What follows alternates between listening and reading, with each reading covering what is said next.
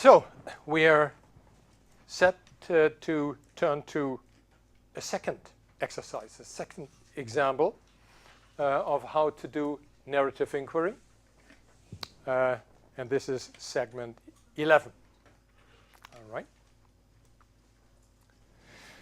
So in my courses, typically I set up the learners to, toward the end, go out and do an interview.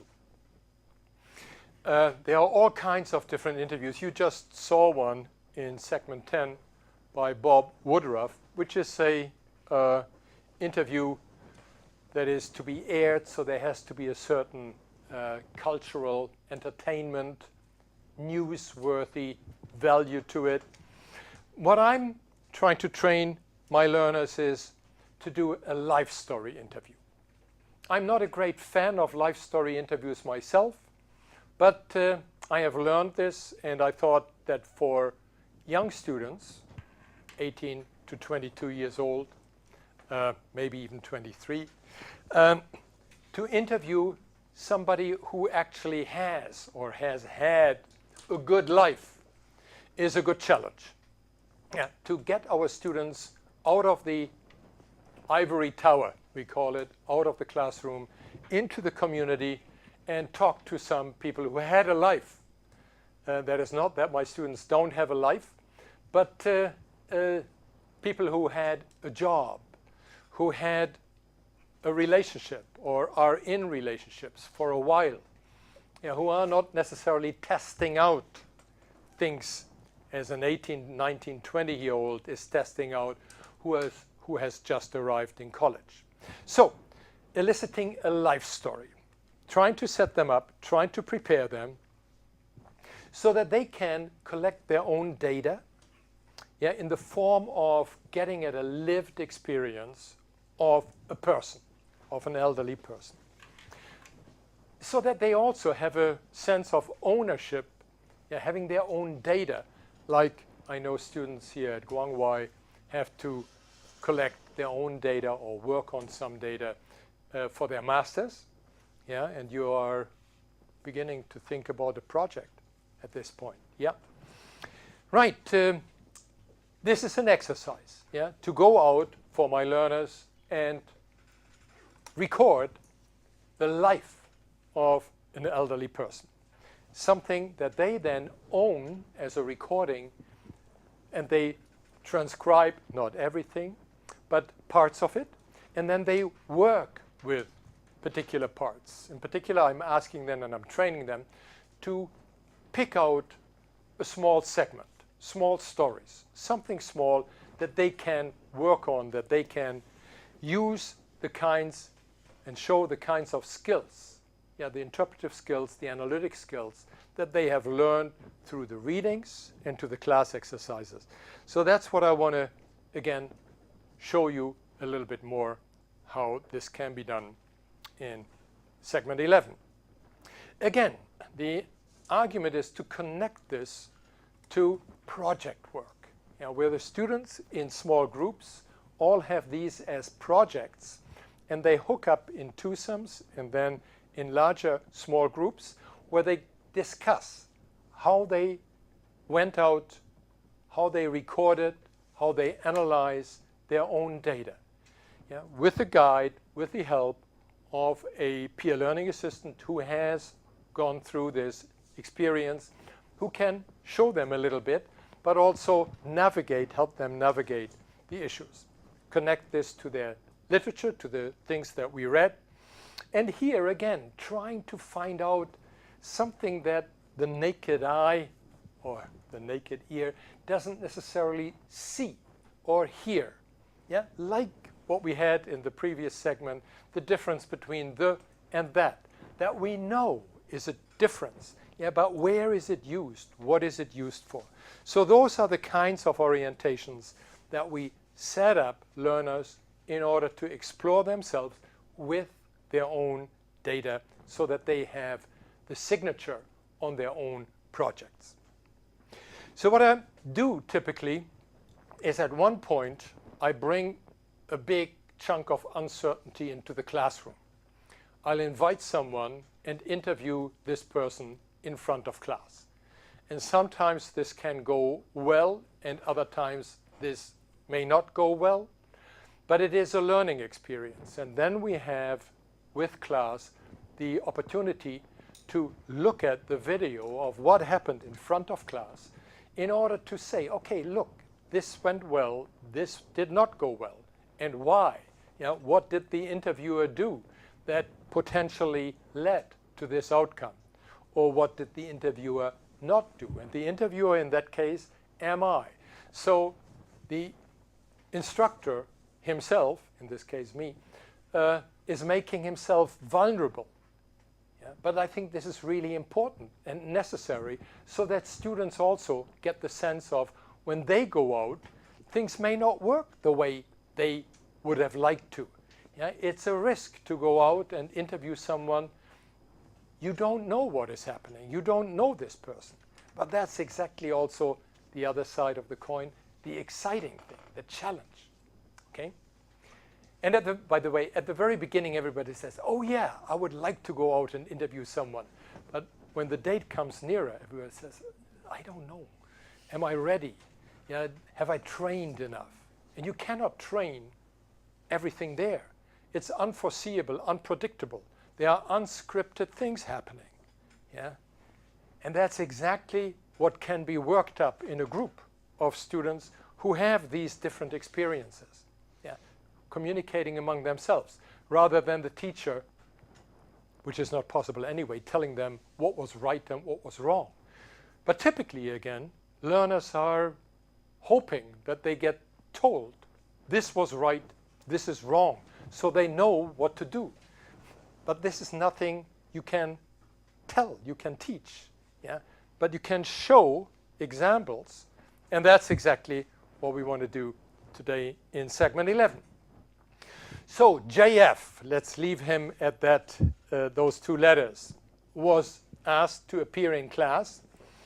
And the initiating question was, and you see me as the interviewer in a second, JF, tell us the story of your life. Yeah? The life story. Start as early as you can remember. We'd have 1.5 hours, so take your time. But remember, in 90 minutes, we have to be out of here. Yeah, the students have to go on to another class. So 90 minutes is a good amount of time. And actually, in this interview, JF wasn't done after 90 minutes. He was half his life through. So I asked my class now whether that's fine, because the interview was basically not an interview. He just was talking. I did not do any interviewing. So it was a failed interview, and we discussed this with the class. But class said, no, we want to have him back. And so he came back another time for another 90 minutes and kind of completed his life story in the next 90 minutes. So what I do want you to do now is keep an eye, or your ear, both on how he navigates his identity, how he presents a sense of who he is. So I play you the very beginning of the interview, and then I'll get back and show you the little segment one more time. So here it goes. Perhaps you can tell from my accent that I was born in Philadelphia 60 years ago.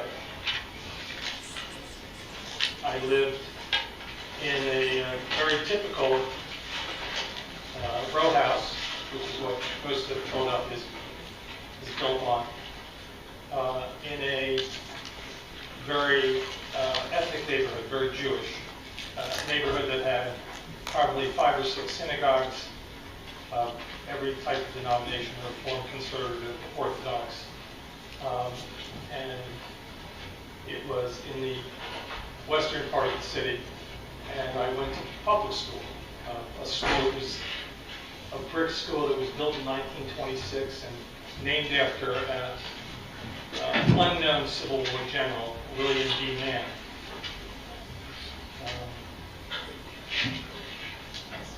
But before I went to public school, for some reason unknown to me, my parents had enrolled me in an Orthodox Jewish day school. Nursery kindergarten, first and second grade. Now, I have two older brothers, each 2 years older than me, 2 and 4 years older than me. Neither of whom went to this school. And all of a sudden, one day, a station wagon comes to the front of the house and picks me up, and I find them in a car with what looked like, you know what a chassid looks like? Yeah, because, you know, a towel is underneath your undershirt with the strings hanging out. And I was driven off to another part of the city. And for 4 years, every day, I went to this school. None of the kids in my school were from my neighborhood. So I never interacted with anybody at home in my neighborhood who I went to school with.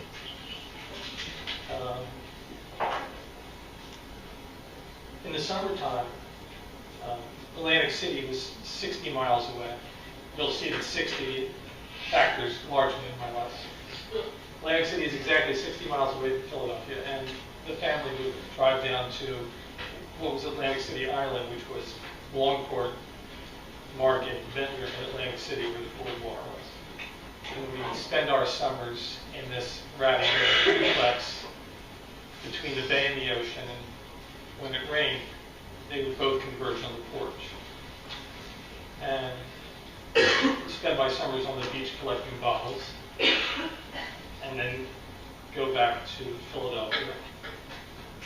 Until 3rd grade, when I was ripped out of this religious school and sent to public school, where, you know, I met a whole new crew, this whole new gang of people who all lived in my neighborhood. All of a sudden, I had dozens, hundreds of friends. I mean, back then, the streets were just populated. On my block alone, where there were 30 row homes, there were enough kids to play with. You'd never have to leave the block. I'm sure you've heard a lot of stories about when your parents grew up, that we didn't have the kind of restrictions that parents place on their kids today. You'd leave in the morning, you'd come back in the evening, no one would ask any questions. You couldn't call anyone. You were just out on your own. So it was a pretty unremarkable childhood. Okay, let's leave it there. Okay, so this is the beginning. I hope you could understand. He is talking about, say again? He's talking about his childhood, exactly. You know, this is what a good life story should start with, childhood, because most of us don't remember when we were born, the day, maybe from stories from others. But so he talks about school, yeah, going to Atlantic City for the summers. Nothing remarkable. But he's talking about a number of things. And again, let's see how he positions himself. Because he starts out by saying he went to public school. Yeah, but then he backtracks and talks about a particular kind of school. Do you remember? It's a particular religious school, a Jewish school, right? And he talks about the way the kids were dressed there. Yeah, I don't know whether you have ever seen any of these pictures. He doesn't talk about whether he dressed that way as well or not. I would like to find out. But so there is something here. Let's listen to that particular piece again. Here we go.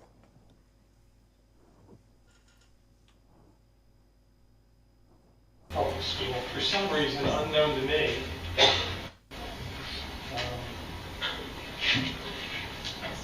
but before I went to public school, for some reason unknown to me, my parents had enrolled me in an Orthodox Jewish day school. Nursery, kindergarten, first and second grade. Now, I have two older brothers, each 2 years older than me, 2 and 4 years older than me. Neither of whom went to this school.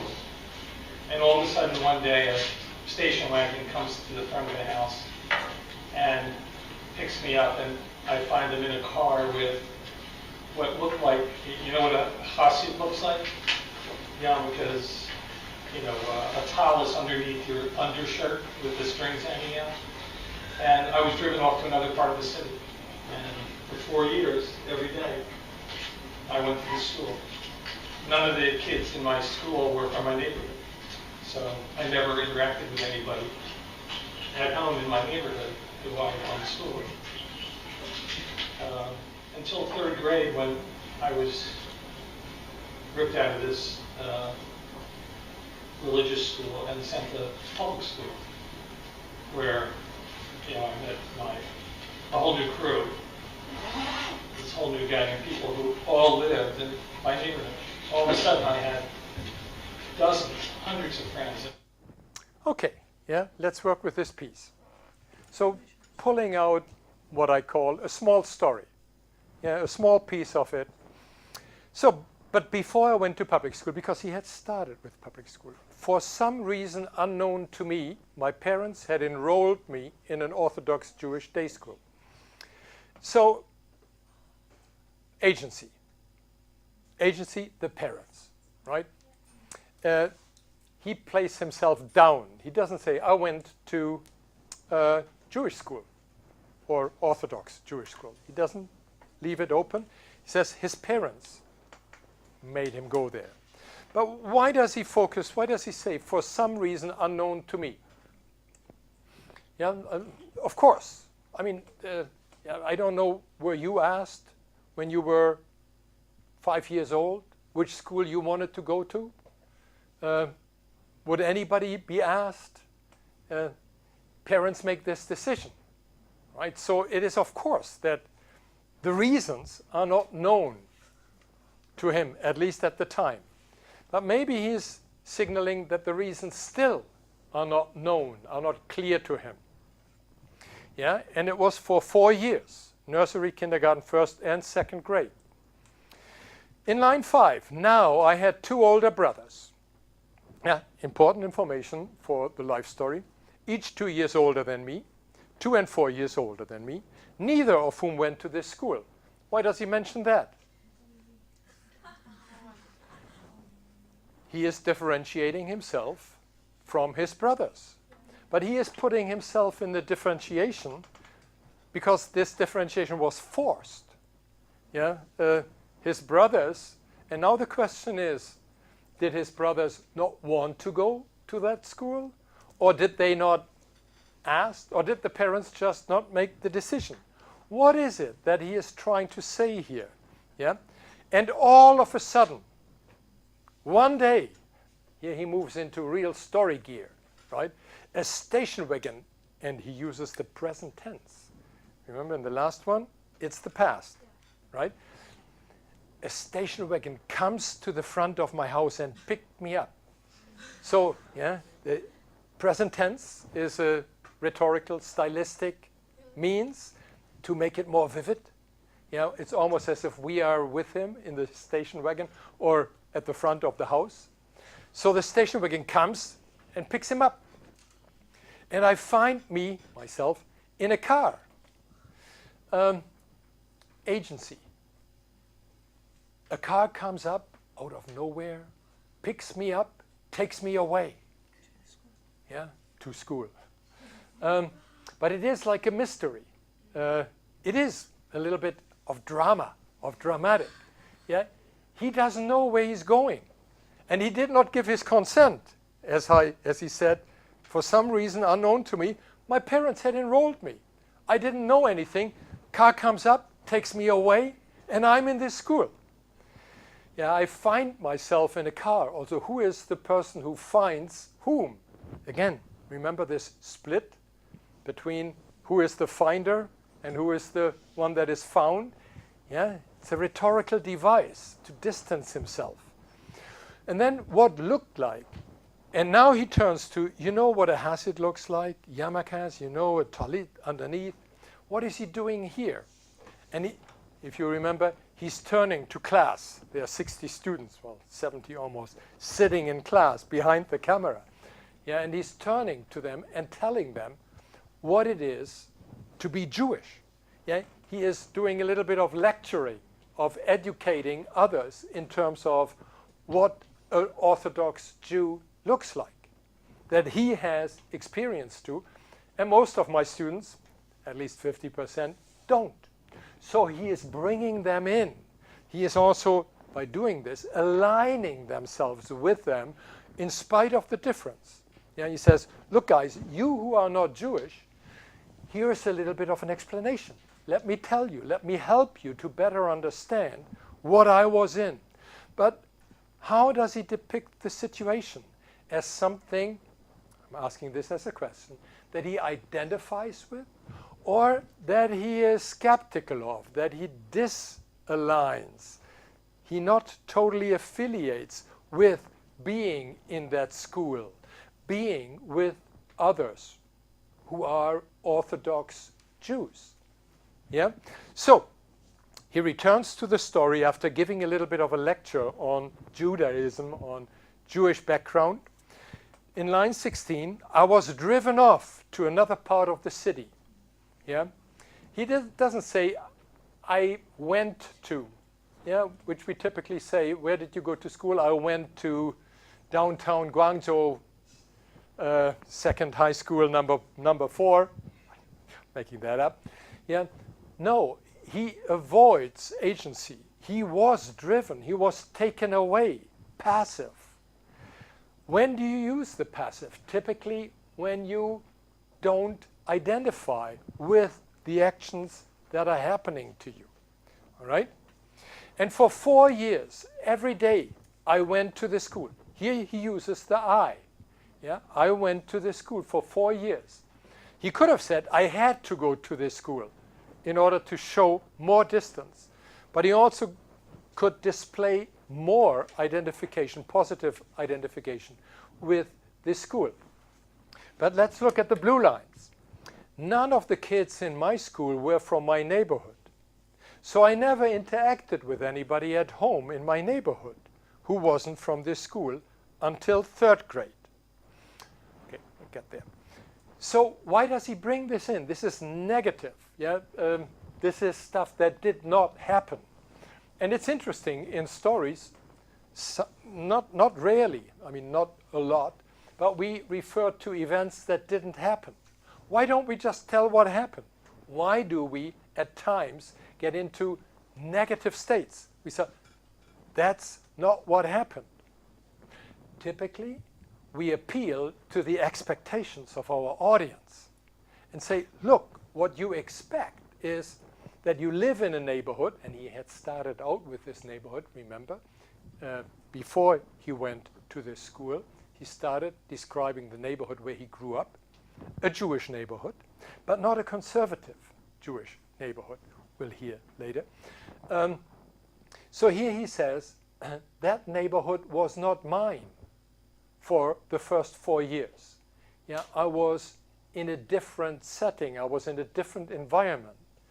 And I do not have any understanding of why my parents put me into this context, into this vicinity, into this setting. Yeah? But then he says in line 21, in 3rd grade, and this is, I skipped the segment there, the segment that you heard in the first segment, which was the time in Atlantic City in the summers. Yeah, in the 3rd grade, he was ripped out of this school. Well, so far, I have the sentiment, the understanding that he wasn't really very happy with this school. His brothers didn't have to go there, so he's kind of complaining. This is a complaint that he was in this school. This is not that I enjoyed it, I embraced this time. These 4 years were the highlight in my life. I had good friends. No, nothing. He feels alienated from his neighborhood. Yeah, and in a second we see also why. Forced to go into this school, and he also has to do a certain amount of rhetorical work in order to describe what that school consisted of in terms of the way the pupils in this school were dressed. So that wasn't really his school, so far at least. Yeah, and then he says he was ripped out of this school. Typically you are ripped out of something that you identify with. But here, again, I read this, I hear this more as he's complaining about what his parents did. Yeah, they first put him into the school, then they rip him out, and they did stuff that is not quite to him acceptable. Yeah, and again, I mean, this is what parents do, and not just in other countries, in the United States as well. We don't ask our 4 or 5 years old, which school would you like to go? Maybe in the future we will, in terms of more individualism in terms of education. Okay, but then he was sent to public school. Yeah, and this is where I met a whole new crew. And then he goes off into the friendships, yeah, the types of things that develop in his neighborhood. So there's a change. He marks the change. Continuity and change is at issue here. It's something that he navigates. And he gives his sentiment, his value, his evaluation of what he identifies with, what he aligns with, and what he does not align with. And out of that, we get a pretty good understanding of his Jewishness. So how does he align at this, what we can take away from this, with being Jewish? Yeah? He does, but he doesn't totally, at least not with the kind of conservative, religious, orthodox background. Yeah? So there is an alignment with his religion, and there also is a certain differentiation with certain religious groups of his religion. At the same time, he aligns with the neighborhood, yeah, with the friends. That's where this is very clear from this small story, where he feels at home. That school was not his home. He didn't develop any real friendship. They were thrown together, according to him. Not necessarily to all the students, all the pupils who went there, but that is his view, his subjective viewpoint, his subjective experience. So that was a way of working with this little piece, yeah, getting the learners to see, and again, we did not have the time to go into his verbal cues, his gesture, yeah, the gestures that he uses to complain about being ripped out or having all these friends in the new neighborhood. Yeah, so there's a lot of verbal cueing that goes along again with the nonverbal cueing and the other way around. So with this little piece, we could show a little exercise, practice of verbal action as contextualized in these nonverbal interaction cues, and also the study of this small little story. Yeah, he interrupted himself, being already in public school, going back to 4 years before in public school, something that supposedly became all of a sudden relevant for him to mark himself, to position himself, yeah, as who he is, or at least as how he would like to come across. So the study of these smaller stories and the functions of narratives in human interaction. Again, looking a little bit at the same difference. How does he align himself with friends, with those mates at school, with the parents? Agency. Agency was sucked out of it, and navigating constancy and change. Again, this is similar to the slide for segment 10.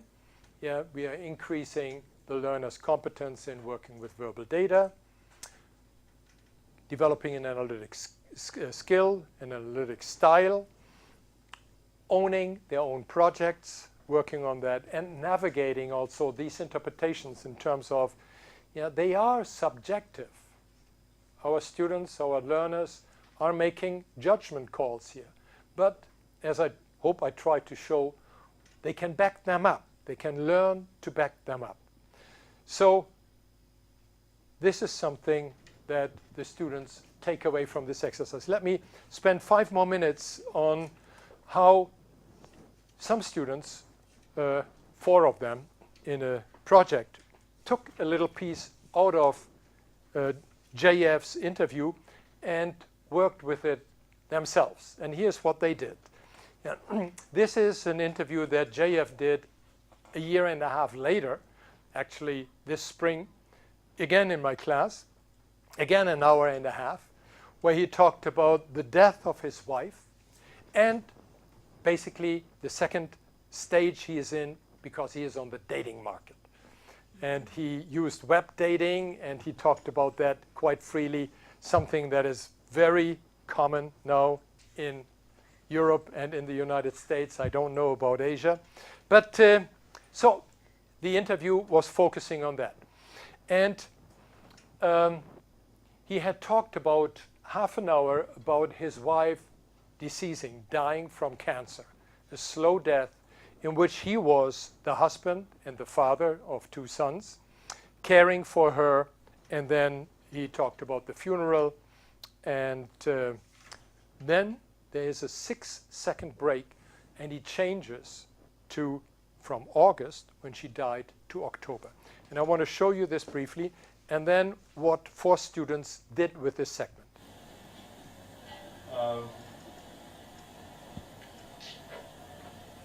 That was August. October, I had my first day. Okay, so he was talking for 30 minutes about his wife being dead, dying. And so now she died finally in August, and in October he had his first date. And of course, to my students, this came as a surprise. Yeah, because October, September, this is 2 months. 2 months after his wife died, he had his first date. But look how he manages, how he navigates the expectations. All right? Okay, let's watch it one more time, and then let's see how he does it. 6 seconds, a long pause. That was August. October, I had my first date. I didn't know what to do about dating. I think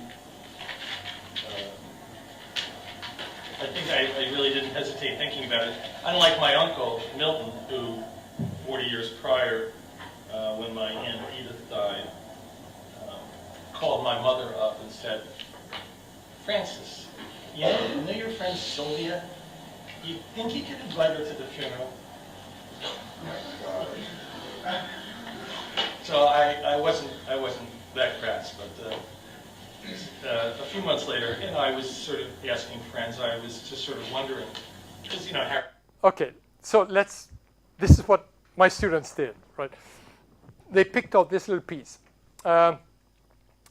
He starts out, or the segment starts out, I didn't hesitate thinking about it. It is dating. Yeah? And then he says, but he had mentioned that he had a date 2 months after the death of his wife.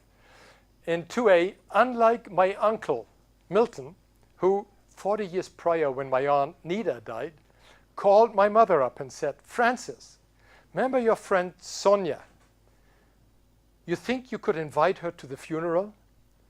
So I wasn't that crass. But a few months later, Okay, so this group of 4 students said, what function does this red small story serve? Why is he telling us this stupid thing of 40 years ago? Yeah, what Uncle Milton did. And this is nice. Yeah, he's positioning himself. He says, look, what I'm doing is not as bad as Uncle Milton, who at the funeral already wanted to date someone. Yeah, so it is nicely bringing in characters to show himself as being different and same, to navigate the sameness-difference dilemma. At the same time also, he has to navigate this change. Yeah, in terms of typical expectations, 2 months after your partner dies, you're not even on the web dating market. Yeah, it usually takes a long time to overcome this. Yeah, traditionally in different cultures also there are different rituals, etc., etc. And then there is the agency issue. Yeah? How agentively can he portray himself as pursuing this actively, or did this just happen? Yeah, that somebody pushed him to be on the dating market. Or maybe he is so attractive that women were all over him. Okay, yeah, these are the kinds of things that can be followed up. But I thought this is really neat, that there are only 1, 2, 3, 4 lines. If you take the blue one in the middle as background, 5 lines. Yeah, as a small little event that is purposeful, that is set for a function, that is not random talk. Yeah, and when we hear this, and my class also says, oh my God, one of my students in particular, about Uncle Milton. Yeah, and he says, no, I'm not that grasp, I'm not that. But that's interesting for learners to be able to say, oh, let's have a look at this. Small but interesting. Yeah, looking at the microcosm of conversation. All right, this brings us to the end of segment 11.